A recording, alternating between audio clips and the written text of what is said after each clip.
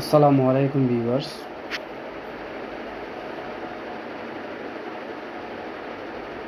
আজকে আমি আলোচনা করব বাটোয়ারা কি, বাটোয়ারা মোকদ্দমা বা পার্টিশন শুট কেন করতে হয়, কোথায় করতে হয়, কি জন্য করতে হয়। একজন সহশরিকদার তার সাহাম পাওয়ার জন্য সে কোন অবস্থায় বিজ্ঞ আদালতের দ্বারস্থ হয়, এই বিষয়গুলা নিয়ে আমি আজকে সংক্ষেপে আলোচনা করব। আমি সাথে আছি advocate Mohammad Sohel, Bangladesh supreme court, high court বিভাগ ও জজ কোর্ট, চট্টগ্রাম। ধরেন আপনার পিতা মারা গেছে,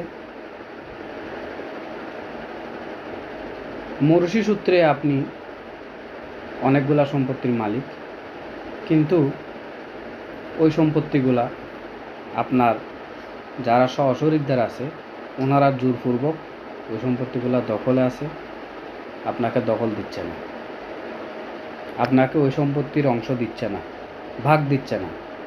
এক্ষেত্রে আপনি কি করবেন? জেনারেলি আমরা যেটা বুঝি যে কোনো একটা স্থাবর অস্থাবর সম্পত্তির হিস্সা অনুযায়ী ভাগ বন্টন বা সালিশের মাধ্যমে হোক, আপোষের মাধ্যমে হোক, আদালতের মাধ্যমে হোক, অংশনামামূলে হোক, যখন কোনো ভাগ বন্টন হয় সেটাকে বলা হয় বাটোয়ারা।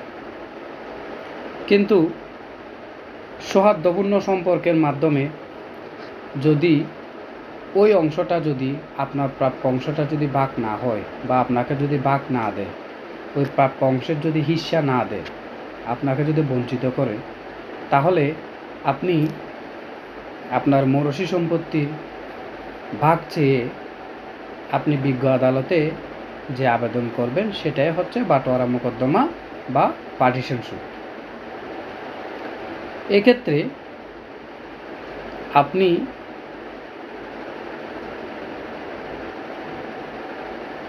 যখন পার্টিশন শুট করবেন তখন আপনাকে ওই আপনার মৌরসি যে সম্পত্তিগুলো আছে, যেগুলা বন্টনযোগ্য সম্পত্তি, সকল সম্পত্তি আপনাকে এই মোকদ্দমায় আনতে হবে এবং সরস নিরসে আপনাকে ভাগ চাইতে হবে। আপনি সরসগুলা চাইলেন, নিরসগুলা চাইলেন না, সেটা হবে না। সরসে নিরসে আপনাকে ভাগ চাইতে হবে, বিভাগ চাইতে হবে। তখন বিজ্ঞ আদালত আপনি এবং বিবাদী যারা আছে সবার মধ্যে এই সম্পত্তিটা সরসে নিরসে ভাগ বন্টন করে দেওয়ার জন্য বিজ্ঞ আদালত ডিক্রি প্রচার করবেন। এখন কথা হচ্ছে, আপনি যখন বাটোয়ারা মোকদ্দমা করবেন, ধরেন আপনি একজন সহ অংশীদার, আপনি ওই একটা জায়গায় আপনি ইমারত নির্মাণ করেছেন বা ডেভেলপ করেছেন, বিল্ডিং করেছেন। এক্ষেত্রে বাটোয়ারা মামলায় আপনার বিষয়ে কী ধরনের সিদ্ধান্ত হতে পারে, বা আপনার বিষয়ে বাটোয়ারা, আপনি কি বিল্ডিংটা ছেড়ে দিবেন, ওই দালানটাকে আপনি ছেড়ে দিবেন? না। এই ক্ষেত্রে একটা উচ্চ আদালতের একটা রেফারেন্স আছে, মহামান্য হাইকোর্ট বিভাগের একটা রেফারেন্স আছে। সেটা হচ্ছে, কোনো সহশরিকদার যদি কোনো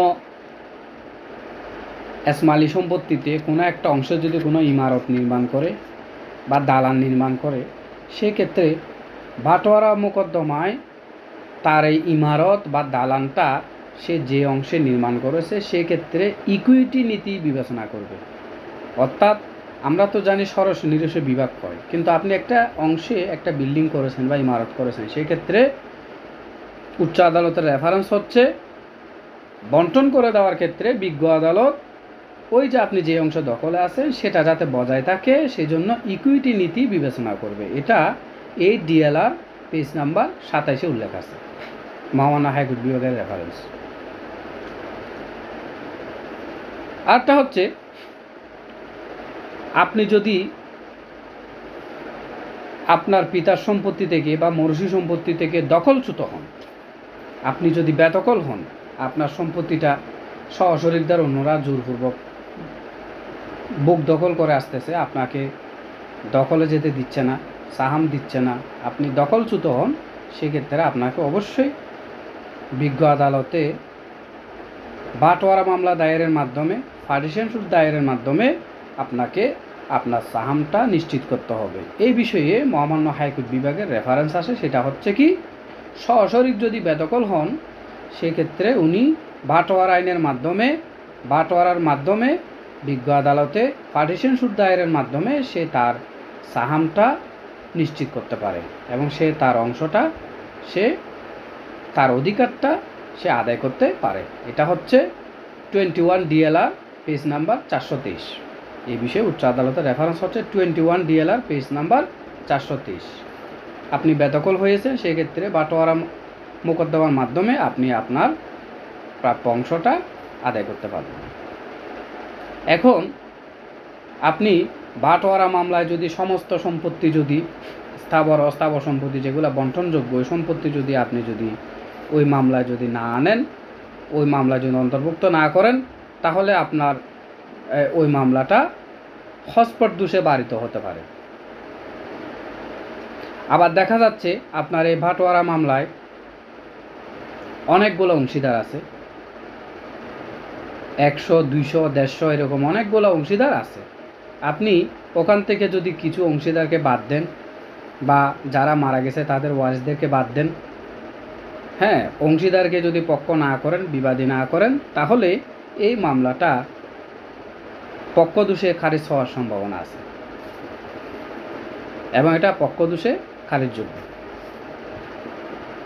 আপনি বাটোয়ারা মামলা একটা করে দিলেন, বিজ্ঞ আদালত একটা মামলা দায়ের করে দিলেন, কিন্তু ওই সম্পত্তিতে আপনার কোনো অংশ নাই বা আপনার কোনো মালিকানা নাই, আপনার কোনো সত্ত্ব নাই, সেক্ষেত্রে আপনার মামলাটা সত্ত্বদোষে খারিজ হতে পারে।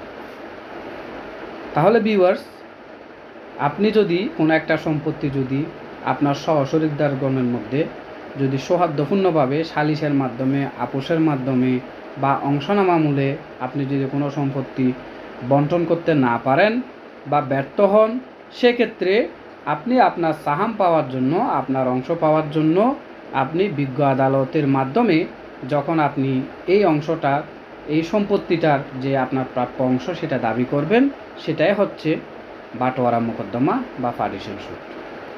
এখন এই বাটোয়ারা মোকদ্দমায় বা পার্টিশন সুটের কোর্ট ফি কীরকম, আপনাকে কত টাকা কোর্ট ফি দিয়ে মামলাটা করতে হবে? হ্যাঁ, যদি এই সম্পত্তিটা যদি আপনার দখলে থাকে, সেক্ষেত্রে আপনি টিকা কোর্ট ফি দিয়ে বা ফিক্সড কোর্ট ফি দিয়ে আপনি এই মামলাটা দায়ের করতে পারেন। আর যদি দখলে না থাকে, সেক্ষেত্রে আপনাকে অ্যাড ভ্যালোরাম কোর্ট ফি দিয়ে এই মামলাটা দায়ের করতে হবে। আপনি মামলা দায়ের করার পরে বিজ্ঞ আদালত যখন উভয় পক্ষকে নোটিশ দিবেন, নোটিশ দেওয়ার পর এই মামলাটা যখন বিচারাধীন থাকবে, শুনানি হবে, হওয়ার পরে বিজ্ঞ আদালত যখন প্রাথমিক ডিক্রি প্রচার করেন, তখন বিজ্ঞ আদালত ওই ডিক্রির মধ্যে উল্লেখ করতে পারেন যে এতদিনের মধ্যে, 30 দিন বা 45 দিন, এতদিনের মধ্যে এই সম্পত্তিটা একটা সময় নির্ধারণ করে দিবেন যে এতদিনের মধ্যে এই সম্পত্তিটা বন্টনপূর্বক বাদীর বরাবরে তার সাহাম বুঝিয়ে দেওয়ার জন্য বিজ্ঞ আদালত একটা নির্দেশনা দিতে পারেন এবং একটা নির্দেশনা দিয়ে থাকেন। সেই ক্ষেত্রে বিবাদীগণ যদি ব্যর্থ হয়, বিবাদীগণ যদি ওই নির্ধারিত সময়ের মধ্যে, আদালত কর্তৃক নির্ধারিত সময়ের মধ্যে যদি ওই সম্পত্তিটা যদি বাদীর বরাবরে বুঝিয়ে দিতে ব্যর্থ হয়, সেক্ষেত্রে আপনি বিজ্ঞ আদালতে অ্যাডভোকেট কমিশনার নিয়োগের জন্য, একজন সার্ভেনোয়িং সিভিল কোর্ট কমিশনার নিয়োগের জন্য আপনি বিজ্ঞ আদালতে আবেদন করতে পারেন। এক্ষেত্রে বিজ্ঞ আদালত একজন সার্ভেনোয়িং সিভিল কোর্ট কমিশনার বা অ্যাডভোকেট কমিশনার নিয়োগের মাধ্যমে আপনার যে প্রাপ্ত সাহাম সেটা আপনাকে ভাগ বন্টন করে দেওয়ার জন্য বিজ্ঞ আদালত একজন অ্যাডভোকেট কমিশনার নিয়োগ দিয়ে থাকেন। আর অ্যাডভোকেট কমিশনার মহোদয় নোটিশ দিয়ে এবং উপস্থিত সাক্ষীগণের সাক্ষাতে অ্যাডভোকেট কমিশনার মহোদয় ওই জায়গাটা যেটা আপনি সাহাম পেয়েছেন, যেটা প্রাথমিক ডিক্রি আদালত কর্তৃক প্রচার হয়েছে, ওই প্রাথমিক ডিক্রির আলোকে অ্যাডভোকেট কমিশনার মহোদয় নালিশি সম্পত্তিটি ভাগ বন্টন করে আপনার সাহামটা আপনাকে বুঝিয়ে দেওয়ার একটা ব্যবস্থা করবেন। আর সেই সাহামটা ভাগ করে দেওয়ার পর অ্যাডভোকেট কমিশনার মহোদয় বিজ্ঞ আদালতে একটা প্রতিবেদন বা রিপোর্ট প্রদান করবেন। আর ওই প্রতিবেদন বা রিপোর্টের উপর ভিত্তি করে বিজ্ঞ আদালত চূড়ান্ত রায় ডিক্রি প্রচার করে থাকেন।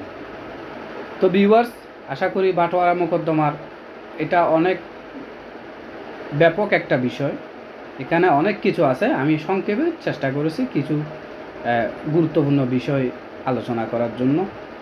এখানে বাটোয়ারা মামলা এটা বিশাল একটা বিষয়। এটা যারা সিভিল প্র্যাকটিস করেন, যারা বিজ্ঞ সিনিয়র আইনজীবী আছে যারা সিভিল প্র্যাকটিস করেন, ওনারা এই বিষয়ে আরও অনেক অভিজ্ঞ। আপনারা এই বিষয়ে বাটোয়ারা মামলা দায়েরের ক্ষেত্রে আপনারা অবশ্যই একজন বিজ্ঞ সিভিল প্র্যাকটিশনার বা একজন বিজ্ঞ সিভিল লয়ারের পরামর্শ নেবেন। ওনার মাধ্যমে আপনি এই কাজটা করতে পারবেন। তো ভিউয়ার্স, ভালো থাকবেন, সুস্থ থাকবেন। আমার এই ভিডিওটা যদি ভালো লেগে থাকে তাহলে শেয়ার দিবেন, যাতে অন্যরা দেখার সুযোগ পায়। ভালো থাকবেন, সুস্থ থাকবেন। আল্লাহ হাফেজ। সালাম আলাইকুম।